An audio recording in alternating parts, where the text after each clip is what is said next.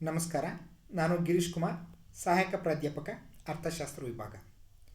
ಇವತ್ತು ನಾವು ಮೈಸೂರು ವಿಶ್ವವಿದ್ಯಾನಿಲಯದ BA ತೃತೀಯ ಸೆಮಿಸ್ಟರ್ನ ಅರ್ಥಶಾಸ್ತ್ರದ ಪತ್ರಿಕೆಯಾದಂಥ ಸಮಗ್ರ ಅರ್ಥಶಾಸ್ತ್ರದ ತತ್ವಗಳು, ಈ ಪತ್ರಿಕೆಯಲ್ಲಿ ನಾವು ರಾಷ್ಟ್ರೀಯ ಆದಾಯದ ಅರ್ಥ ಮತ್ತು ರಾಷ್ಟ್ರೀಯ ಆದಾಯದ ಮಹತ್ವವನ್ನು ಕುರಿತು ಅಧ್ಯಯನವನ್ನು ಮಾಡೋಣ.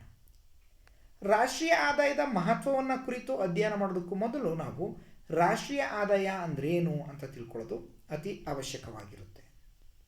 ರಾಷ್ಟ್ರೀಯ ಆದಾಯವು ಒಂದು ದೇಶದ ಅಭಿವೃದ್ಧಿಯ ಮಾನದಂಡವಾಗಿರುತ್ತೆ ಅಂತ. ಅಂದರೆ ಒಂದು ದೇಶದಲ್ಲಿ ರಾಷ್ಟ್ರೀಯ ಆದಾಯ ಹೆಚ್ಚಾಗಿದೆ ಅಂತಂದರೆ ಆ ದೇಶ ಅಭಿವೃದ್ಧಿ ಹೊಂದಿದ ದೇಶ ಆಗಿದೆ ಅಂತ ಹೇಳಿ. ಹಾಗೆ ಆ ದೇಶದ ರಾಷ್ಟ್ರೀಯ ಆದಾಯ ಕಡಿಮೆ ಇದೆ ಅಥವಾ ಒಂದು ದೇಶದ ರಾಷ್ಟ್ರೀಯ ಆದಾಯ ಕಡಿಮೆ ಇದೆ ಅಂತಂದರೆ ಆ ದೇಶ ಹಿಂದುಳಿದ ದೇಶ ಆಗಿದೆ ಅಂತ ಹೇಳಿ ಕರಿತೀವಿ. ಯಾವುದೇ ಒಂದು ರಾಷ್ಟ್ರದ ಸಾಧನೆ, ಅದರ ಒಟ್ಟಾರೆ ಪ್ರಗತಿ, ಅದು ಚಲಿಸುತ್ತಿರುವಂಥ ದಿಕ್ಕು ಮುಂತಾದ ಅಂಶಗಳನ್ನು ಸಮಗ್ರವಾಗಿ ರಾಷ್ಟ್ರೀಯ ಆದಾಯ ಪ್ರತಿಬಿಂಬಿಸುತ್ತೆ ಅಂತ ಹೇಳಿ. ರಾಷ್ಟ್ರೀಯ ಆದಾಯದ ಪರಿಕಲ್ಪನೆಯು ಅಪಾರವಾದ ಮಹತ್ವವನ್ನು ಪಡ್ಕೊಂಡಿರೋದನ್ನು ನಾವು ಕಾಣ್ಬೋದು. ರಾಷ್ಟ್ರೀಯ ಆದಾಯವು ಆರ್ಥಿಕತೆಯಲ್ಲಿ ಒಂದು ನಿರ್ದಿಷ್ಟ ಅವಧಿಯಲ್ಲಿ ಉತ್ಪಾದನೆಯಾದಂಥ ಸರಕು ಮತ್ತು ಸೇವೆಗಳ ಹಣದ ರೂಪವಾಗಿರುತ್ತೆ. ಏನು ರಾಷ್ಟ್ರೀಯ ಆದಾಯ ಅಂತ ಹೇಳಿ ನಾವು ಗಮನಿಸೋದಾದರೆ, ಯಾವುದೇ ಒಂದು ರಾಷ್ಟ್ರದಲ್ಲಿ ಒಂದು ನಿರ್ದಿಷ್ಟ ಅವಧಿಯಲ್ಲಿ ಉತ್ಪಾದಿಸಲಾದಂತಹ ಅಂತಿಮ ಸರಕು ಮತ್ತು ಸೇವೆಗಳ ಹಣದ ರೂಪವನ್ನೇ ನಾವು ರಾಷ್ಟ್ರೀಯ ಆದಾಯ ಅಂತೇಳಿ ಕರಿತೀವಿ. ರಾಷ್ಟ್ರೀಯ ಆದಾಯವು ಪರಿಚಲನೆ ಆಗಿರುತ್ತದೆಯೇ ಹೊರತು ಸಂಗ್ರಹ ಆಗಿರುವುದಿಲ್ಲ. ಅಂದರೆ ನಾವು ಪ್ರತಿ ವರ್ಷ ರಾಷ್ಟ್ರೀಯ ಆದಾಯವನ್ನು ಲೆಕ್ಕಾಚಾರ ಮಾಡ್ತೀವಿ. ಈ ಹಿಂದಿನ ವರ್ಷ ಉತ್ಪಾದನೆಯಾದಂತಹ ಸರಕು ಮತ್ತು ಸೇವೆಗಳ ಮೌಲ್ಯವನ್ನು ಪ್ರಸ್ತುತ ವರ್ಷದಲ್ಲಿ ನಾವು ಪರಿಗಣನೆಗೆ ತೆಗೆದುಕೊಳ್ಳೋದಿಲ್ಲ. ಅಂದರೆ ನಾವು 2020-21 ಇಸ್ವಿಯ ರಾಷ್ಟ್ರೀಯ ಆದಾಯವನ್ನು ಲೆಕ್ಕಾಚಾರ ಮಾಡ್ತಿದ್ವಿ ಅಂದರೆ ಕೇವಲ 2020-21 ಇಸ್ವಿನಲ್ಲಿ ಉತ್ಪಾದಿಸಲಾದಂತಹ ಸರಕು ಮತ್ತು ಸೇವೆಗಳ ಮೌಲ್ಯವನ್ನು ಮಾತ್ರ ಗಣನೆಗೆ ತೆಗೆದುಕೊಳ್ತೀವಿ. 2019-20 ಇಸ್ವಿನಲ್ಲಿ ಉತ್ಪಾದಿಸಲಾದಂಥ ಸರಕು ಮತ್ತು ಸೇವೆಗಳ ಮೌಲ್ಯವನ್ನು ನಾವು ಗಣನೆಗೆ ತೆಗೆದುಕೊಳ್ಳೋದಿಲ್ಲ. ಅಂದರೆ ಈ ಹಿಂದಿನ ವರ್ಷದ ಯಾವುದೇ ಸರಕುಗಳ ಮೌಲ್ಯವನ್ನು ನಾವು ಗಣನೆಗೆ ತೆಗೆದುಕೊಳ್ಳೋದಿಲ್ಲ. ಇದು ಪರಿಚಲನೆ. ಅಂದರೆ ಈ ವರ್ಷದನ್ನ ಅಷ್ಟೇ ನಾವು ಈ ವರ್ಷ ಗಣನೆಗೆ ತೆಗೆದುಕೊಳ್ತೀವಿ. ಮುಂದಿನ ವರ್ಷ ಇದನ್ನು ಬಿಟ್ಟಾಕಿ ಮುಂದಿನ ವರ್ಷದನ್ನು ಮಾತ್ರ ಪರಿಗಣನೆಗೆ ತೆಗೆದುಕೊಳ್ತೀವಿ. ಹಾಗಾಗಿ ಇದನ್ನು ಪರಿಚಲನೆ ಅಂತೇಳಿ ಕರಿತೀವಿ. ಸಂಗ್ರಹ ಅಂತ ಅಂದರೆ ಈ ಹಿಂದಿನ ಎಲ್ಲ ವರ್ಷಗಳ ಒಟ್ಟು ಮೊತ್ತವನ್ನು ನಾವು ಪರಿಗಣಿಸಿದ್ರೆ ಅದು ಸಂಗ್ರಹ ಆಗುತ್ತೆ. ಇಲ್ಲಿ ಹಾಗಾಗೋದಿಲ್ಲ. ರಾಷ್ಟ್ರೀಯ ಆದಾಯವನ್ನು ನಾವು ಪರಿಗಣನೆಗೆ ಲೆಕ್ಕಾಚಾರ ಮಾಡುವಾಗ ಕೇವಲ ಒಂದು ವರ್ಷ ಅಥವಾ ಪ್ರಸ್ತುತ ವರ್ಷದ ಸರಕು ಮತ್ತು ಸೇವೆಗಳ ಮಾರುಕಟ್ಟೆ ಮೌಲ್ಯ ಅಥವಾ ಹಣದ ಮೌಲ್ಯವನ್ನು ಮಾತ್ರ ನಾವು ಪರಿಗಣನೆಗೆ ತೆಗೆದುಕೊಳ್ತೀವಿ. ಅಂದರೆ ಅದು ಆ ಒಂದು ವರ್ಷದ ಅವಧಿಯಲ್ಲಿ ಉತ್ಪಾದನೆಯಾದ ಸರಕು ಮತ್ತು ಸೇವೆಗಳ ಮೌಲ್ಯ ಆಗಿರುತ್ತೆ. ರಾಷ್ಟ್ರೀಯ ಆದಾಯವನ್ನು ಹಲವಾರು ಅರ್ಥಶಾಸ್ತ್ರಜ್ಞರು ತಮ್ಮದೇ ಆದಂತಹ ರೀತಿಯಲ್ಲಿ ವ್ಯಾಖ್ಯಾನ ಮಾಡೋದನ್ನು ನಾವು ಗಮನಿಸ್ಬೋದಾಗಿರುತ್ತೆ. ಇಲ್ಲಿ ಒಂದು ಸಾಮಾನ್ಯ ಸಾರ್ವತ್ರಿಕವಾಗಿ ಸ್ವೀಕೃತವಾದಂಥ ಒಂದು ವ್ಯಾಖ್ಯಾನ ನಾವು ಗಮನಿಸೋದಾದರೆ, ಒಂದು ನಿರ್ದಿಷ್ಟ ವರ್ಷದಲ್ಲಿ ಒಂದು ರಾಷ್ಟ್ರದಲ್ಲಿ ಉತ್ಪಾದನೆಯಾದ ಎಲ್ಲ ಸರಕು ಮತ್ತು ಸೇವೆಗಳ ಒಟ್ಟಾರೆ ಹಣದ ಮೌಲ್ಯವನ್ನು ನಾವು ರಾಷ್ಟ್ರೀಯ ಆದಾಯ ಅಂತೇಳಿ ಪರಿಗಣಿಸ್ತೀವಿ ಅಂತ. ಇಲ್ಲಿ ಗಮನಿಸಬೇಕಾಗಿರುವಂಥ ಅಂಶ ಅಂದರೆ, ಒಂದು ನಿರ್ದಿಷ್ಟ ವರ್ಷದಲ್ಲಿ, ಅಂದರೆ ರಾಷ್ಟ್ರೀಯ ಆದಾಯವನ್ನು ಕೇವಲ ಒಂದು ವರ್ಷಕ್ಕೆ ಮಾತ್ರ ಸಂಬಂಧಿಸಿದಂತೆ ಅಂದಾಜನ್ನು ಮಾಡ್ತೀವಿ. ಎಲ್ಲ ಸರಕು ಮತ್ತು ಸೇವೆಗಳ ಹಣದ ಮೌಲ್ಯ ಅಂದರೆ ರಾಷ್ಟ್ರೀಯ ಆದಾಯವನ್ನು ನಾವು ಹಣದ ರೂಪದಲ್ಲಿ ವ್ಯಕ್ತವನ್ನು ಪಡಿಸ್ತೀವಿ ಅಂತ ಹೇಳಿ. ಆಲ್ಫ್ರೆಡ್ ಮಾರ್ಷಲ್ ರವರ ವ್ಯಾಖ್ಯಾನ ನಾವು ಗಮನಿಸೋದಾದರೆ, ಆಲ್ಫ್ರೆಡ್ ಮಾರ್ಷಲ್ ರವರ ಪ್ರಕಾರ ಒಂದು ರಾಷ್ಟ್ರದ ಶ್ರಮಶಕ್ತಿ ಮತ್ತು ಬಂಡವಾಳ ಅಲ್ಲಿಯ ನೈಸರ್ಗಿಕ ಸಂಪತ್ತಿನ ಮೇಲೆ ಸಕ್ರಿಯವಾಗಿ ಪ್ರವರ್ತಿಸಿ ಒಂದು ವರ್ಷದಲ್ಲಿ ಒಂದು ನಿರ್ದಿಷ್ಟ ಪ್ರಮಾಣದ ಭೌತಿಕ ವಸ್ತುಗಳನ್ನು ಮತ್ತು ಎಲ್ಲ ವಿಧವಾದ ಸೇವೆಗಳನ್ನು ಉತ್ಪಾದಿಸುತ್ತದೆ. ಇದೇ ರಾಷ್ಟ್ರೀಯ ಆದಾಯ ಅಥವಾ ರಾಷ್ಟ್ರೀಯ ಉತ್ಪನ್ನ ಅಂತ ಹೇಳಿದ್ದಾರೆ. ಇಲ್ಲಿ ಆಲ್ಫ್ರೆಡ್ ಮಾರ್ಷಲ್ ಅವರ ವ್ಯಾಖ್ಯಾನ ಹೆಚ್ಚು ಸಮಂಜಸವಾಗಿರೋದನ್ನು ನಾವು ಕಾಣ್ಬೋದಾಗಿರುತ್ತೆ. ಯಾಕಪ್ಪ ಅಂತಂದರೆ, ನಾವು ಯಾವುದೇ ಉತ್ಪಾದನೆಯನ್ನು ಮಾಡಬೇಕು ಅಂತಂದ್ರೂ ನಮಗೆ ಉತ್ಪಾದನಾಂಗಗಳಾದಂತಹ ಭೂಮಿ, ಬಂಡವಾಳ, ಶ್ರಮ ಮತ್ತು ಸಂಘಟನೆ ಅತಿ ಅವಶ್ಯಕವಾಗಿರೋದನ್ನು ಕಾಣ್ಬೋದಾಗಿರುತ್ತೆ. ಇಲ್ಲೂ ಕೂಡ ಇವುಗಳ ಒಟ್ಟಾರೆ ಪ್ರತಿಫಲವನ್ನು ನಾವು ಒಟ್ಟುಗೂಡಿಸಿದ್ರೆ ರಾಷ್ಟ್ರೀಯ ಆದಾಯ ಸಿಗುತ್ತದೆ ಅನ್ನೋ ಅರ್ಥದಲ್ಲಿ ಆಲ್ಫ್ರೆಡ್ ಮಾರ್ಷಲ್ ಹೇಳಿರೋದನ್ನು ನಾವು ಗಮನಿಸ್ಬೋದಾಗಿರುತ್ತೆ ಅಂತ. ಅಂದರೆ ಒಂದು ರಾಷ್ಟ್ರದ ಶ್ರಮಶಕ್ತಿ ಮತ್ತು ಬಂಡವಾಳ ಅಲ್ಲಿಯ ನೈಸರ್ಗಿಕ ಸಂಪತ್ತಿನ ಮೇಲೆ, ನೈಸರ್ಗಿಕ ನಮ್ಗೆ ಯಾವುದೇ ಸರಕನ್ನು ಉತ್ಪಾದನೆ ಮಾಡಬೇಕಂದ್ರೂ ನೈಸರ್ಗಿಕ ಸಂಪತ್ತು ಅತಿ ಅವಶ್ಯಕ. ಉದಾಹರಣೆಗೆ ಭೂಮಿ ಅಥವಾ ಖನಿಜ ಸಂಪನ್ಮೂಲಗಳಾಗಿರ್ಬೋದು ಇತ್ಯಾದಿ ಅಂಶಗಳು ಅವಶ್ಯಕವಾಗಿರುತ್ತೆ. ಅವುಗಳ ಮೇಲೆ ನಿರಂತರವಾಗಿ ಪ್ರವರ್ತಿಸಿ ವರ್ಷದಲ್ಲಿ ಒಂದು ನಿರ್ದಿಷ್ಟ ಪ್ರಮಾಣದ ಭೌತಿಕ ವಸ್ತುಗಳನ್ನು, ಒಂದು ನಿರ್ದಿಷ್ಟ ಪ್ರಮಾಣದಲ್ಲಿ ನಾವು ವಸ್ತುಗಳನ್ನು ಉತ್ಪಾದನೆ ಮಾಡ್ತೀವಿ. ಹಾಗೆ ಸೇವೆಗಳನ್ನು ಕೂಡ ಏನು ಮಾಡ್ತೀವಿ, ಉತ್ಪಾದನೆಯನ್ನು ಮಾಡ್ತೀವಿ. ಈ ಎಲ್ಲದರ ಬೆಲೆಯನ್ನು ನಾವು ಒಟ್ಟುಗೂಡಿಸಿದ್ರೆ ನಮಗೆ ರಾಷ್ಟ್ರೀಯ ಆದಾಯ ದೊರೆಯುತ್ತೆ ಅಂತ ಹೇಳಿ ಆಲ್ಫ್ರೆಡ್ ಮಾರ್ಷಲ್ ಅವರು ಹೇಳ್ತಾರೆ. ಹಾಗೆ ಮತ್ತೊಬ್ಬ ಅರ್ಥಶಾಸ್ತ್ರಜ್ಞರಾದಂತಹ ಪ್ರೊಫೆಸರ್ ಎ.ಸಿ. ಪಿಗೂರ್ ಅವರು, ಎ.ಸಿ. ಪಿಗೂರ್ ಅವರ ವ್ಯಾಖ್ಯಾನ ಆಲ್ಫ್ರೆಡ್ ಮಾರ್ಷಲ್ ಅವರ ವ್ಯಾಖ್ಯಾನಕ್ಕಿಂತ ಸ್ವಲ್ಪ ಭಿನ್ನವಾಗಿರುವುದನ್ನು ನಾವು ಗಮನಿಸ್ಬೋದು. ಇವರ ಪ್ರಕಾರ ವಿದೇಶಗಳಿಂದ ದೊರೆಯುವ ಆದಾಯವನ್ನೊಳಗೊಂಡಂತೆ ಜನಸಮುದಾಯದ ಭೌತಿಕ ಆದಾಯವನ್ನು ಹಣದ ಮೂಲಕ ಅಳೆದಾಗ ದೊರೆಯುವುದೇ ರಾಷ್ಟ್ರೀಯ ಆದಾಯ. ಸಿಂಪಲ್ ಆಗಿದೆ. ರಾಷ್ಟ್ರೀಯ ಆದಾಯ ಅಂದ್ರೆ ಏನಪ್ಪ ಅಂತಂದರೆ ವಿದೇಶದಿಂದ ಬರುವ ಆದಾಯಕ್ಕೆ ಜೊತೆಗೆ ನಮ್ಮ ಭಾರತದ ಎಲ್ಲ ಜನರ ಆದಾಯವನ್ನು ನಾವು ಒಟ್ಟುಗೂಡಿಸಿದಾಗ, ಎಲ್ಲ ಜನರ ಆದಾಯ ಅಂತ ಅಂದರೆ ಭೂಮಿಗೆ ನಾವು ಗೇಣಿಯನ್ನು ಪಡೆದಿರ್ತೀವಿ, ಬಂಡವಾಳಕ್ಕೆ ಬಡ್ಡಿಯನ್ನು ನೀಡಿರ್ತೀವಿ, ಶ್ರಮಕ್ಕೆ ಕೂಲಿಯನ್ನು ನೀಡಿರ್ತೀವಿ, ಸಂಘಟನೆಗೆ ಲಾಭ ಸಿಕ್ಕಿರುತ್ತೆ. ಈ ಎಲ್ಲವನ್ನ ಒಟ್ಟುಗೂಡಿಸಿ ವಿದೇಶದಿಂದ ಬರುವಂಥ ಆದಾಯವನ್ನು ಒಟ್ಟುಗೂಡಿಸಿದ್ರೆ ನಮಗೆ ರಾಷ್ಟ್ರೀಯ ಆದಾಯ ಸಿಗುತ್ತೆ ಅಂತ. ಅಂದರೆ ನಮ್ಗೆ ಒಂದು ಅರ್ಥ ಆಗಿದೆ, ರಾಷ್ಟ್ರೀಯ ಆದಾಯ ಅಂತಂದರೆ ನಮ್ಮ ದೇಶದ ಒಟ್ಟಾರೆ ಆದಾಯ, ಎಲ್ಲ ಜನರ ಆದಾಯ, ಎಲ್ಲರೂ ಪಡೆಯುವ ಪ್ರತಿಫಲವನ್ನು ಒಟ್ಟುಗೂಡಿಸಿದ್ರೆ ನಮಗೆ ರಾಷ್ಟ್ರೀಯ ಆದಾಯ ಸಿಗುತ್ತೆ ಅಂತ. ಒಟ್ಟಾರೆಯಾಗಿ ಒಂದು ರಾಷ್ಟ್ರದಲ್ಲಿ ಒಂದು ನಿರ್ದಿಷ್ಟ ವರ್ಷದಲ್ಲಿ ಉತ್ಪಾದನೆಯಾದ ಎಲ್ಲ ಸರಕು ಮತ್ತು ಸೇವೆಗಳ ಒಟ್ಟು ಮೌಲ್ಯವನ್ನು ರಾಷ್ಟ್ರೀಯ ಆದಾಯ ಅಂತೇಳಿ ಕರಿತೀವಿ.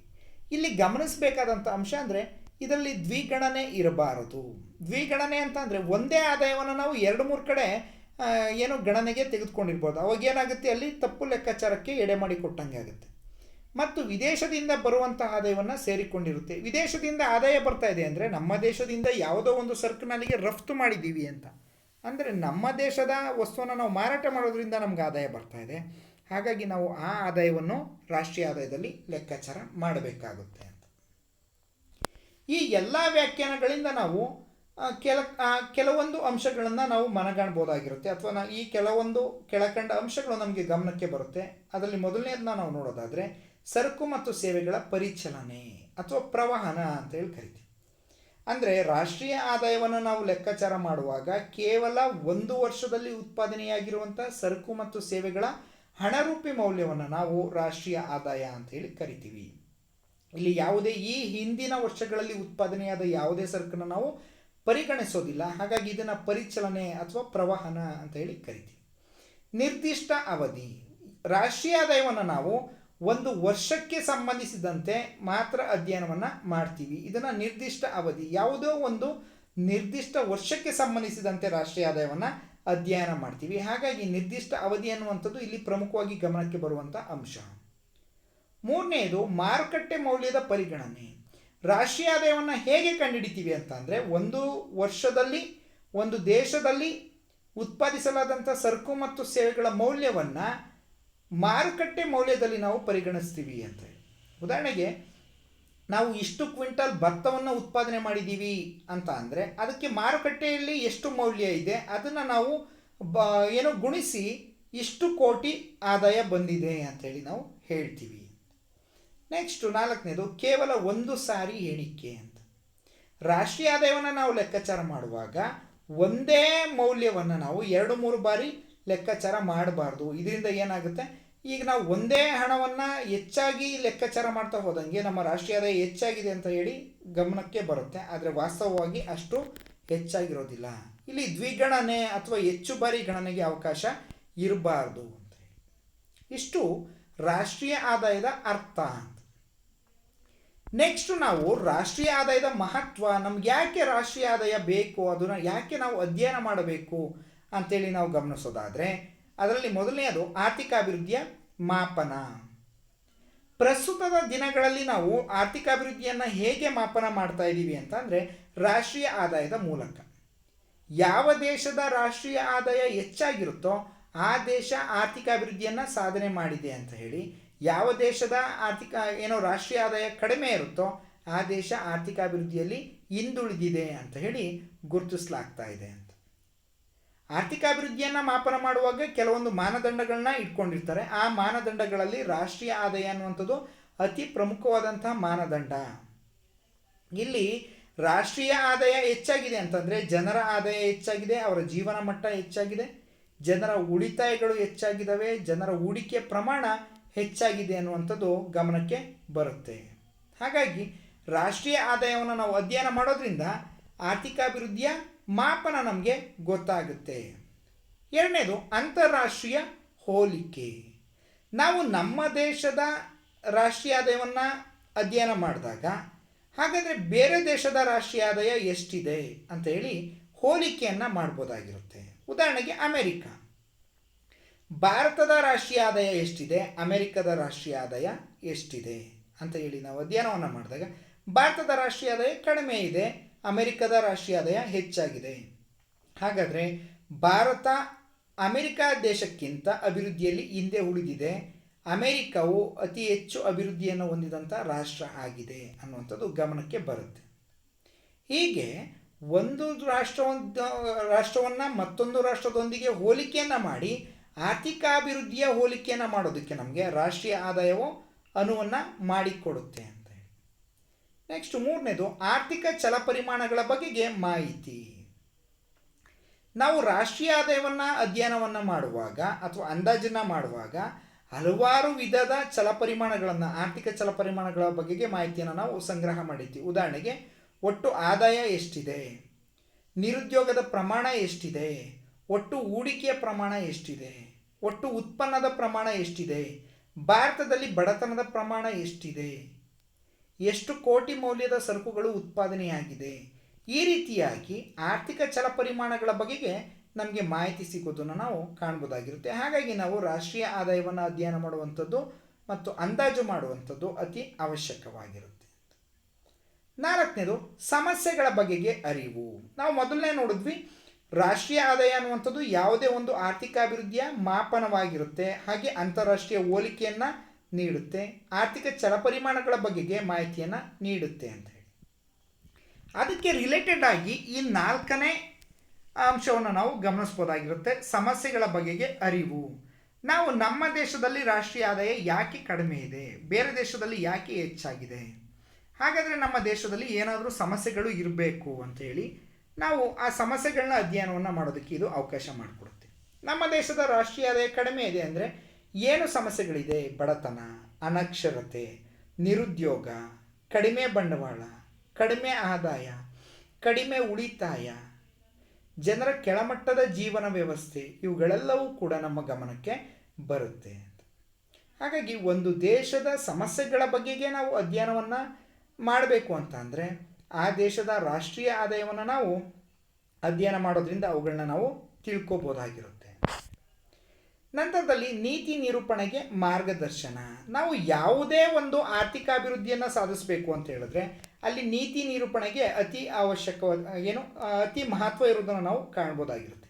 ನೀತಿ ನಿರೂಪಣೆ ಅಂತಂದರೆ ಯಾವುದೇ ದೇಶ ತಾನು ಯಾವ ಕ್ಷೇತ್ರದಲ್ಲಿ ಹಿಂದೆ ಉಳಿದಿದ್ದೀನಿ ಅನ್ನುವಂಥದ್ದನ್ನು ತಿಳ್ಕೊಂಡು ಆ ಕ್ಷೇತ್ರಕ್ಕೆ ಅಭಿವೃದ್ಧಿಗೆ ಸಂಬಂಧಿಸಿದಂತೆ ನೀತಿಗಳನ್ನು ರೂಪಿಸುವುದು ಅತಿ ಅವಶ್ಯಕವಾಗಿರುತ್ತೆ. ಉದಾಹರಣೆಗೆ ಕೃಷಿ ನೀತಿ ಇರ್ಬೋದು, ಕೈಗಾರಿಕಾ ನೀತಿ ಇರ್ಬೋದು, ವಾಣಿಜ್ಯ ನೀತಿ ಇರ್ಬೋದು, ಸಾರಿಗೆ ನೀತಿ, ವ್ಯಾಪಾರ ನೀತಿ, ರಫ್ತು ನೀತಿ, ಆಮದು ನೀತಿ, ಈ ಎಲ್ಲ ನೀತಿಗಳನ್ನು ರೂಪಿಸಬೇಕು ಅಂತಂದರೆ ಒಂದು ಅರ್ಥವ್ಯವಸ್ಥೆಯ ಸಮಗ್ರ ಚಿತ್ರಣ ನಮಗೆ ಬೇಕಾಗುತ್ತೆ. ನಾವು ರಾಷ್ಟ್ರೀಯ ಆದಾಯವನ್ನು ಅಂದಾಜು ಮಾಡುವಾಗ ಕೃಷಿ ಕ್ಷೇತ್ರ ಇಂದು ಕಡಿಮೆ ಆದಾಯ ಬರ್ತಾ ಇದೆ ಅಂತಂದರೆ ಹಾಗಾದರೆ ಕೃಷಿ ಕ್ಷೇತ್ರವನ್ನು ನಾವು ಅಭಿವೃದ್ಧಿ ಮಾಡಬೇಕಂದ್ರೆ ಅಲ್ಲಿ ಉತ್ತಮವಾದಂಥ ಕೃಷಿ ನೀತಿಯನ್ನು ರೂಪಿಸುವಂಥ ಅವಶ್ಯಕತೆ ಇರುತ್ತೆ. ಕೈಗಾರಿಕಾ ಕ್ಷೇತ್ರ ಇನ್ನೂ ಹೆಚ್ಚು ನಮಗೆ ನಿರುದ್ಯೋಗ ಪ್ರಮಾಣ ಹೆಚ್ಚಾಗಿದೆ ಅಂತ ಅಂದರೆ ಕೈಗಾರಿಕೆಗೆ ಹೆಚ್ಚಿನ ಮಹತ್ವವನ್ನು ನೀಡಬೇಕು, ಹೆಚ್ಚು ಉದ್ಯೋಗಾವಕಾಶಗಳನ್ನ ಸೃಷ್ಟಿಸಬೇಕಾಗಿರುತ್ತೆ. ಈ ನಿಟ್ಟಿನಲ್ಲಿ ನಾವು ಕೈಗಾರಿಕಾ ನೀತಿಯನ್ನು ರೂಪಿಸಬೇಕಾಗಿರುತ್ತೆ.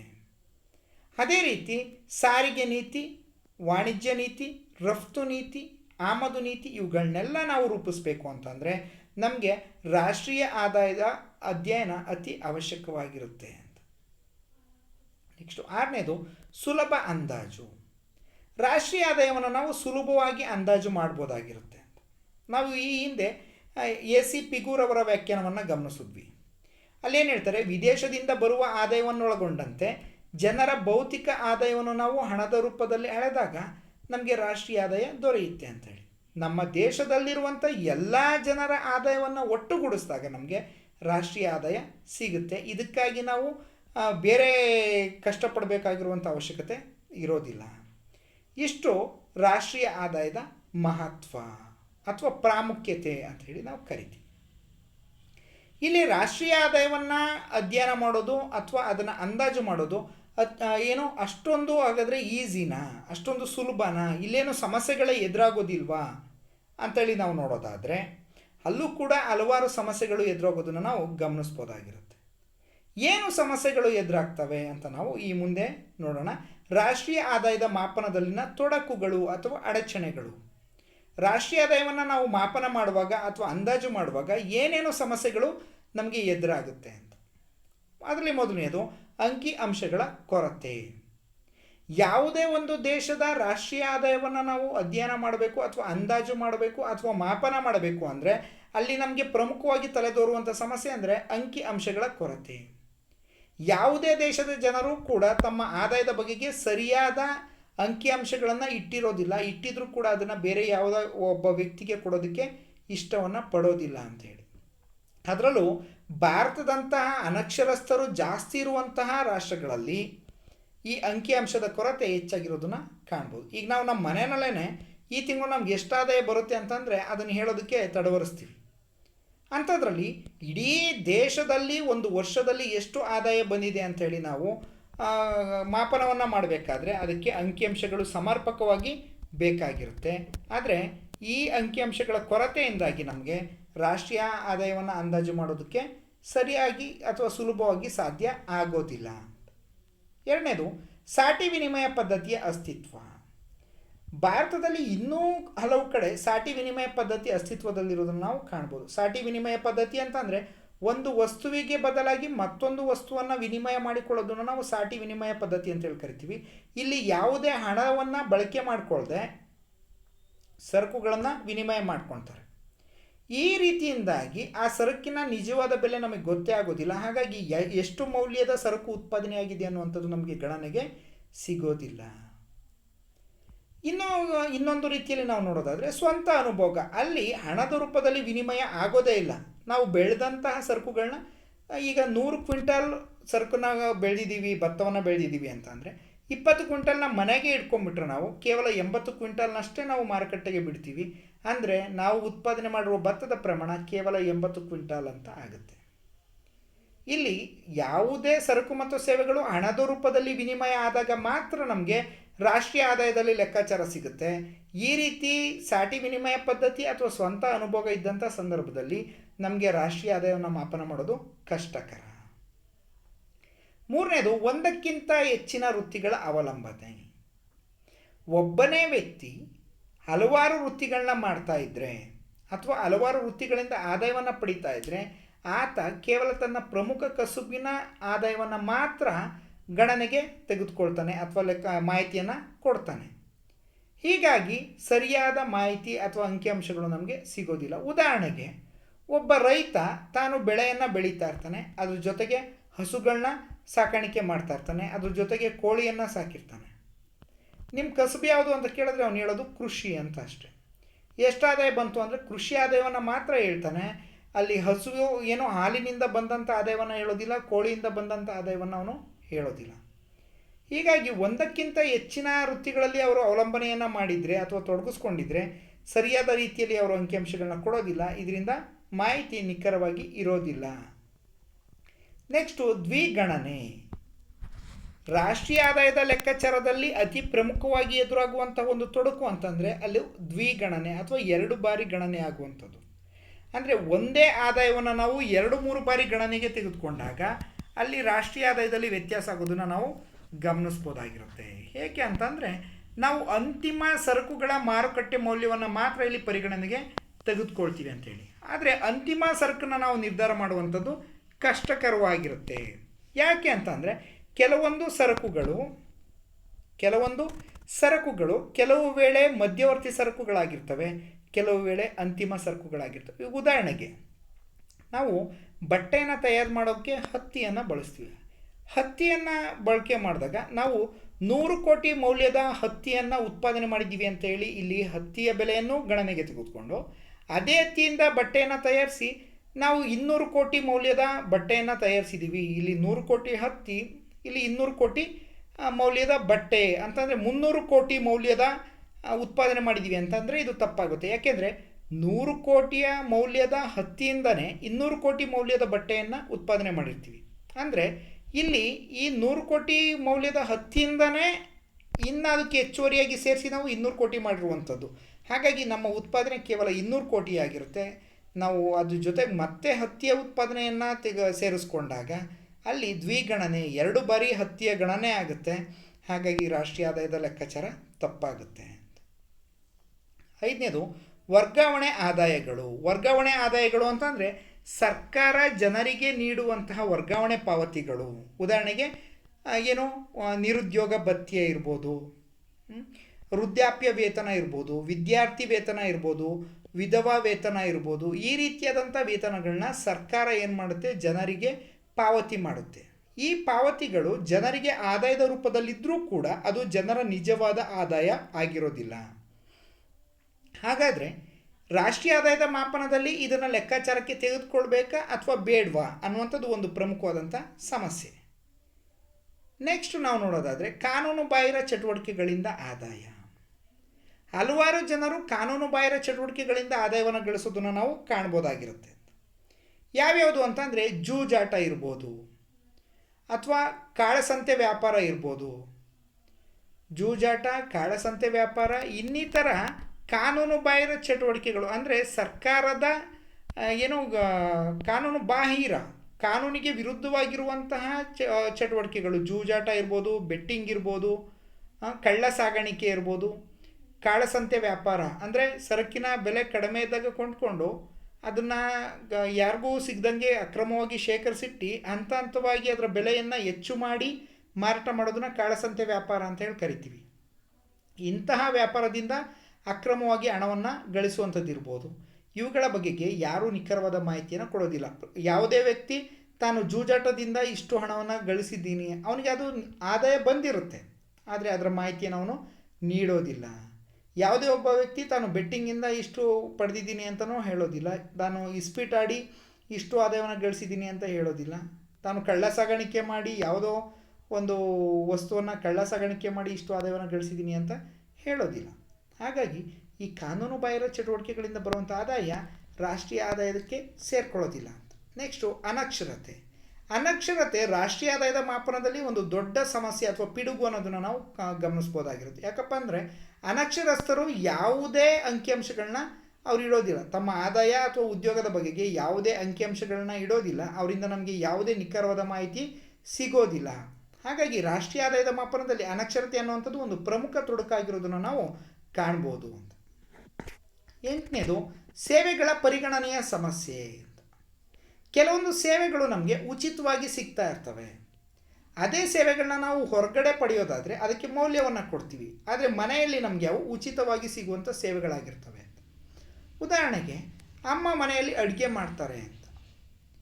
ಇದೇ ಅಡುಗೆ ಕೆಲಸವನ್ನು ನಾವು ಒಬ್ಬ ಅಡುಗೆ ಭಟ್ರನ್ನ ಇಟ್ಟು ಮಾಡಿಸಿದ್ರೆ ಅವ್ರಿಗೆ ನಾವು ಸಂಬಳವನ್ನು ಕೊಡಬೇಕಾಗಿರುತ್ತೆ. ಇಲ್ಲಿ ಆದಾಯದ ಪರಿಗಣನೆ ಬರುತ್ತೆ. ಆದರೆ ಮನೆಯಲ್ಲಿ ಅಮ್ಮ ಮಾಡೋ ಕೆಲಸಕ್ಕೆ ನಾವು ಯಾವುದೇ ಆದಾಯವನ್ನು ಅಥವಾ ಸಂಬಳವನ್ನು ಕೊಡೋದಿಲ್ಲ. ಅಥವಾ ನಾವು ಸ್ವಂತ ಮಾಡುವಂಥ ಸೇವೆಗಳು. ಈಗ ಉದಾಹರಣೆಗೆ ಒಬ್ಬ ಮಾಸ್ಟ್ರು ತನ್ನ ಮಗನಿಗೆ ತಾನೇ ಟ್ಯೂಷನನ್ನು ಮಾಡಿದ್ರೆ ಅಲ್ಲಿ ಯಾವುದೇ ಸೇವೆಯ ಪರಿಗಣನೆ ಇರೋದಿಲ್ಲ. ಆತ ಹೊರಗಡೆ ಹೋಗಿ ಟ್ಯೂಷನನ್ನು ಕೊಡಿಸಿದ್ರೆ ಅದಕ್ಕೆ ಅವನು ಬೆಲೆಯನ್ನು ಕೊಡಬೇಕಾಗಿತ್ತು. ಅದು ಆದಾಯದ ರೂಪದಲ್ಲಿ ಲೆಕ್ಕಾಚಾರಕ್ಕೆ ಸಿಗ್ತಾ ಇತ್ತು. ಅಥವಾ ಡ್ರೈವರ್ಗಳು ತಾವೇ ಡ್ರೈವರ್ಗಳಾಗಿ ಸೇವೆಯನ್ನು ಸಲ್ಲಿಸ್ತಾ ಇರ್ತಾರೆ. ಅದಕ್ಕೆ ಒಬ್ಬ ಎಕ್ಸ್ಟ್ರಾ ಡ್ರೈವರ್ನ ಇಟ್ಕೊಂಡಿದ್ದಿದ್ರೆ ಅವನಿಗೆ ಆದಾಯವನ್ನು ಕೊಡಬೇಕಾಗ್ತಾ ಇತ್ತು. ಅದು ರಾಷ್ಟ್ರೀಯ ಆದಾಯಕ್ಕೆ ಸೇರ್ತಾ ಇತ್ತು. ಇಲ್ಲಿ ಆ ಮನೆಯ ಡ್ರೈವರ್ ಕೆಲಸವನ್ನು ಆ ವ್ಯಕ್ತಿಯೇ ಮಾಡ್ತಾ ಇರೋದ್ರಿಂದ ಅಲ್ಲಿ ಸೇವೆಗಳ ಪರಿಗಣನೆ ಮಾಡಬೇಕಾ, ಆ ಆದಾಯವನ್ನು ಈ ರಾಷ್ಟ್ರೀಯ ಆದಾಯಕ್ಕೆ ಸೇರಿಸ್ಬೇಕಾ ಬೇಡವಾ ಅನ್ನುವಂಥದ್ದೇ ಒಂದು ಪ್ರಮುಖವಾದಂಥ ಸಮಸ್ಯೆ ಆಗಿರುತ್ತೆ. ಇಷ್ಟು ರಾಷ್ಟ್ರೀಯ ಆದಾಯದ ಮಾಪನದಲ್ಲಿರುವಂಥ ಸಮಸ್ಯೆಗಳು.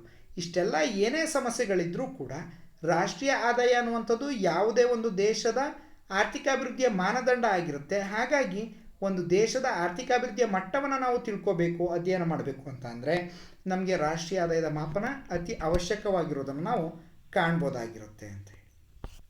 ಇವತ್ತು ನಾವು ರಾಷ್ಟ್ರೀಯ ಆದಾಯ ಅಂದ್ರೇನು, ಅದರ ಅರ್ಥ, ವ್ಯಾಖ್ಯೆಗಳು ಮತ್ತು ಅದರ ಮಹತ್ವವನ್ನು ತಿಳ್ಕೊಂಡಿದ್ದೀವಿ. ಅದರ ಜೊತೆಗೆ ರಾಷ್ಟ್ರೀಯ ಆದಾಯದ ಮಾಪನವನ್ನು ಮಾಡುವಾಗ ಏನೇನು ತೊಡಕುಗಳು ಎದುರಾಗುತ್ತೆ ಅನ್ನೋದನ್ನು ತಿಳ್ಕೊಂಡಿದ್ದೀವಿ.